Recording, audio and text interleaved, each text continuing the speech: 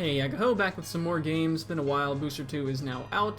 So this is actually the second round of another London Players Guild tournament, where first round I played against a guy who brought a Magic the Gathering deck and completely destroyed him because this Agumon here has 2,000 power. Like, what's he going to do about that with 20 life, right? Anyway, so we're playing Red Tyrannos today in this tournament, and I'm going to get a Biomon there in the raising area, and with my search for Taiga with my Booster 1 Agumon there, playing against Heldacarite, who has a mostly Booster 1 era Metal Garurumon deck. So we played against this deck quite a bit.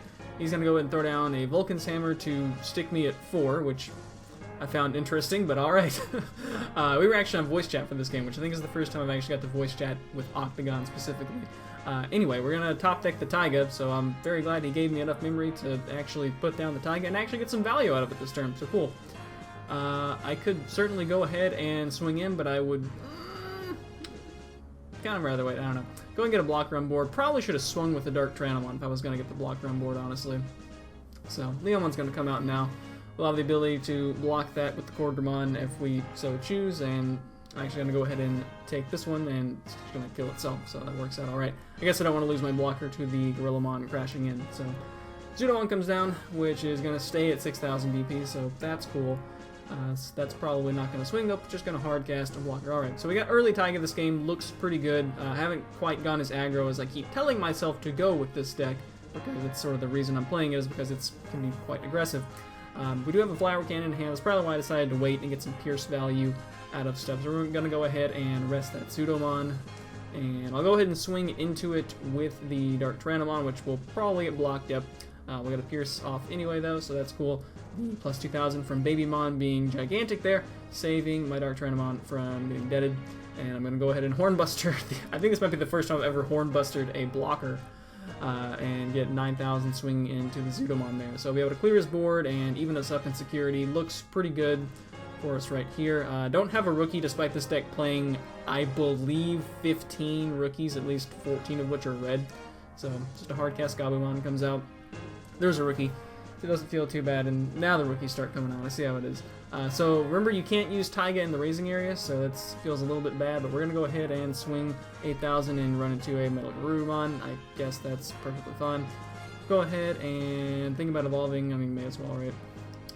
And now we kind of don't have a lot of great options to do to pass the turn, but I guess playing probably the Biomon might be alright. Honestly, maybe getting the Tyrannomon down, but I do have some rookies to be able to go into next turn, and we can get that as a one-cost evolution with the Tyrannomon anyway, so which I guess is the same as its, hard cast cost, but whatever, we draw a card. Hard cast a Zudomon, the classic, my hands doesn't have a lot of good stuff, so we'll just draw 2 to fix it, so cool. Alright, we got quite a few things on the board, so now we'll be able to get a little bit cheaper Evo cost into the Tyrannomon. Go ahead and swing Jamming in since he has no blockers, and goes over a Goemon anyway. Got an 8,000 EP Dark Tyrannomon, so, really wish I had done that in the opposite order. Would have been great. But oh well, we can throw down a couple of bodies on the board. He's only got 1 security left, so let's kind of just take your pick here. The Agumon feels like a reasonable thing to throw down. Search for another Taiga that I don't really need, but it's alright. And then, maybe just pass it over with 1 with the Tyrannomon. Seems pretty fine. We got 3 swings, potentially, coming in on board. We got a Tyrannomon with Piercing, and unfortunately only 4,000 DP, as that one's does not have the Babymon boost from the raising area. But we're still sitting pretty at 4 security, so that feels pretty good. Got a blocker as well, so the Zudomon wants to trade. I would probably well take that trade, and then currently the other 2 rookies cannot swing over my Tyrannomon, so it feels pretty alright. And if there's any evolutions, he's only got 1 memory, so barring Vulcan's Hammers, that would obviously return. I guess Gorillamon, though. He's going to go ahead and swing, and I think I'm just going to take this, and yeah, we're just going to let that Goemon go down. Doesn't get its inheritable effect going off, obviously, so that works out. Not going to fall for any sort of a bait. Really want to protect my Tyrannos, and there's going to be a Plesiomon. Alright, so that'll end the turn, but barring something absolutely catastrophic, that should be game with security. So we're going to jam over the over the 2 Omnimons in security, yikes. And we'll go ahead and go to game 2. So, yeah, I don't believe there was actually a single card in that deck. I should also mention, by the way, this tournament involved a sideboard, a 15-card sideboard, which is the first time I think any Digimon card game tournament has involved a sideboard. Coming from Pokemon, where a sideboard would be absolutely terrible, I was initially opposed to the idea. Still kind of lukewarm on it. Don't really feel like it adds anything significant to the game, so I don't think I actually bothered siding anything in there. My side deck included things like mostly Terra Force and Skullgreymon to help defeat Black and its big blockers, so it's going to end up to kind of do sort of similar to the previous game, just Vulcan's Hammer, just to, I guess, leave me at 4 instead of 5, which I always find interesting when people do that with Vulcan's Hammer, as opposed to allow you to play an extra card. It's not like the Vulcan's Hammer is going to get shuffled away. But anyway, we fiddle with the token a little bit, and eventually I get it back to where it should be. Should be, I believe, now at 2. Yep. So, would like to try to get a Taiga so this Flower Cannon becomes live, but this might be the time to just put out the Swole Boy Muchomon, who is in this deck partly for Shine Greymon, as it's above 1 Shine Greymon ping, and not a whole lot of rookies can say that. Voromon is being the other one, but I figured we have so many rookies in this deck, I'd like to be able to hard cast some of them, so seems alright. Go ahead and bring Tyrannomon out, and I do have actually 7,000 on this Tyrannomon. Actually, no, I don't, because I don't have Piercing, I don't have a Taiga down, so that's unfortunate. So we'll just kind of throw down a bunch of dudes and see what sticks. With the 2 Muchomon on board, I'm definitely kind of fearing an Omnimon coming down in the near future, but we actually see the Demi-Vmon there, probably as the 5th Digitama. I guess there is, Metal Garurumon can restand itself with the spitting out the booster Garurumon, so that's probably, might be the only way that has actually, I guess there's Omnimon as well. Could come back to Dream the main phase, so kind of works out. Ends up to stick me over with a 2 with a booster map. So that seems alright. Still no Taiga, and still no Tamer Search Agumon to get into the Taiga. So, alright. 2 memory, I can't play the Straight Tornado either, so having the blocker on board kind of sucks. I can't really get over the blocker at all, so I could certainly make swings and lose one guy, and I think at this point I'm just going to commit to alright, I just want to lop off some security and do something, so. Right, we're going to swing over a Gabumon, and I feel like at this point we may as well swing the jamming guy, and maybe not. Let's see, so we're at 2 memory here, so I'm going to go ahead and go to 1 with there, and there's my Taiga that I wanted, and that's a much better way to end the turn than hard casting the Tyrannomon. So that's going to let my Tyrannomon now be a 7,000 DP Jammer and Piercer, and that feels pretty good. Although he's got 3 memory to work with, so that's pretty, obviously he's going to have 3 because of the booster map, setting him to 3 every turn. If it's less, there comes the Weregarurumon, and I think there's a Gorillamon, yeah, a Gorillamon in that stack, so no guy to be had there. He's going to attack, get a memory because of the Zudomon's inheritable effect, and he's going to go and take out the Muchomon and clear out the board a little bit, and bring out the Gorillamon. So not a whole lot of great guys there to bring out of security. Going to swing at the Mondramon as well, but at least they already did their damage, and we're still sitting alright with security. Sure enough, there's Omnimon, and this deck, I don't believe I sided in any Terra Force, so I can't really swing over an Omnimon with the current setup, unless we grab a Metal Tyrannomon, which is actually something we can do to get over an Omnimon. Actually, yeah, if I had a Metal Tyrannomon in this hand, it would be close. I think we'd actually clash with it, because we have, that'll be 12,000 plus 1,000 plus 2,000, yep. So we're going to go ahead and get this guy up to 8,000, no, 9,000 actually, DP. And probably swing in at the Gorillamon and pierce through with security attack plus 1. Feels okay. He can potentially block it with the Grismon if he wanted to. Probably not a whole lot of reason to, honestly, as the security attack plus 2 is going to be going through either way. Unfortunately, we'll get knocked out to the Plesiommon there, but at least we did get the second check through, so he's down at 1 security. We're up 5-1, so it feels okay, but So let's go ahead and get a Tyrannomon down, and hopefully we can get some more stuff going on. The Flower Cannons not being mega useful right now. Unfortunately, he was able to wipe the board. The Taiga kind of came on board a little bit late this game for me to get some Pierce action going through. Gonna go ahead and bounce the Metal Garurumon back to hand. Agumon's not gonna cut it. There's kind of no reason not to swing again. I don't think there's any way I'm going to aggress him, and we'll at least get a Great Tornado to the hand, but that's not going to be terribly useful when he's got 1 security left, so it's just going to be there for the 2,000 power boost if we so need it, and I don't see any way on board that's really going to be helpful, so unfortunately yeah, the Taiga coming on board late really hurt. I didn't push the offensive potentially early enough. The blocker really definitely hurt as well, for sure. And Flower Cannon's gonna rest, well, I guess the Gorillamon that just came down and can't attack, and not rest the blocker that, yeah. So, didn't help a whole lot. So double Omnimon just to style a little bit more and be able to not swing again, actually, as that in the turn. There's the Tamer Search Agumons that I really needed in those early turns. And there's, yeah, no real coming back from this. Too many swings coming my way. We can look for another Taiga that I don't think is going to be really playable for any good effect.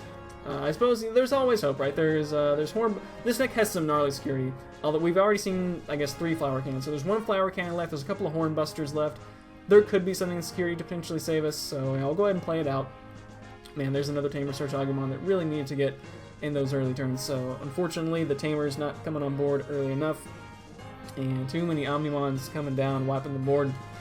So going into a game 3 here, hoping to see Taigas on board a little bit earlier, or at least those Agumons that dig down and filter out cards that are not Taiga coming into the hand, as we definitely want to get that Evo going on fast and get that fast Pierce going on. I had those Flower Cannons kind of stuck in my hand. That is the one big danger with this deck and playing the off-color option cards, is that you can kind of get stuck with option cards in your hand that you can't play. In general, I find that just the 4 Taiga, I believe there's a Palamon or 2 in here as well, just as an extra source of green allowance, as it were. I forget if I sideboard right there. I took a little bit longer, so I might have done some sideboarding right there. Somehow this deck gets rookie locked again. I can't believe it, but at least we do have an early Taiga, so I guess I can't totally complain. 15 rookies is still not enough. It's kind of insane. Anyway, he's going to get some stuff built up there. It looks like I think it was a Gomamon into Gorillamon and passes it over with 1. So, come on, rookies. You can do this. No. I don't understand how this deck gets rookie locked at all. 15 rookies and it still doesn't cut it. Wow. Not even the Palamon, which, granted, I wouldn't want to play the Palamon because I already got these champions in the hand, so I'd just be filtering out things that are, not rookies, which I want to draw into rookies, so there's that. Chokes me over at 1 again, which I don't think is going to be too relevant. Finally gets a rookie. That feels a little bit better. Alright, so I'm going to go ahead and make swings, and jams over a Plesiomon, so at least got some value out of the Tyrannomon. I could either try to field a lot of bodies on the board, or I could not do that. But I think we're just going to drop the Quartermon. I want to stop that Gabumon from attacking is the big thing. And fully expects an Omnimon to come down here, but at least we've got the cheap evolutions now. With Taiga, we'll be able to Tyrannomon and get over some blockers potentially. Gotta go ahead and take out the Tyrannomon that thankfully, well, of course, it's going to survive a security check. That's what jamming does. Alright, and we'll see if he wants to kind of waste an Omnimon on the Quartermon here. I'm thinking probably not, but you never know. So, it's not likely that I'm going to be able to swing over that Plesiomon, especially if he's going to give me not a whole lot of memory, but it turns out he is actually going to go ahead and Omnimon away my Quartermon, so I don't hate that too much. That feels pretty alright, a 6-cost Evo to get rid of a 5-cast hardcast. I'm reasonably okay with that. Alright, we got a lot of memory to work with here. If we could get a Metal Tyrannomon, that'd be great.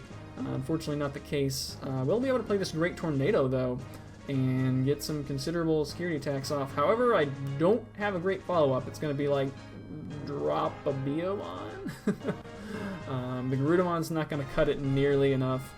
I believe I do have that Agumon there, so we would, again, almost be able to clash with the Omnimon if I could get a Metal Tyrannomon there, but not the case. I got a Flower Cannon here, but I don't quite recall why that Dark Tyrannomon went on the board. But it did. Anyway, he is at 4 security, so the security attack plus would certainly help right now. I'm trying to decide, do I want to swing, and yeah, let's go ahead and go for it. See what we can swing over. That's going to be a little unfortunate. The second check is not actually going to happen because of Great Tornado. So, however, at that point, I didn't actually mind the Vulcan's Hammer too much because the remaining things in my hand were not great things. I really should have gone for the Great Tornado there in retrospect. I feel like that would have been well better, but oh well. So Omnimon's going to bounce back and take out the Tyrannomon there. Yeah, that was a very safe security check I could have gotten there. Didn't need the power with Tyrannomon, but eh. So a bit of a misplay there. Getting rookie locked is unbelievable in this deck, and is definitely why we're a little bit behind. But at the same time, he's also have a smooth ride up to Omnimon. So Hornbuster's going to be able to rest that Goemon and stop it from swinging this turn. I'm not sure that he necessarily wanted to swing with it this turn. I believe that that's the promo that only has 1,000 DP, so probably not. We do still have a Tyrannomon on board that at least is 6,000 with piercing, so that's something. And there indeed I did side in some Terraforce with that lovely alt art by the gentleman whose name I don't recall. It's Battle Spirits art, but he made it into a full art, and it looks awesome. So go ahead and swing at the Goemon and pierce on through.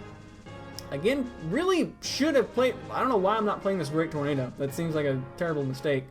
But at this point there doesn't seem to be a lot I can really do. As yeah, just rookies are not coming at all. There's 15 of them. There's probably at least 10 of them remaining in that 33 card deck.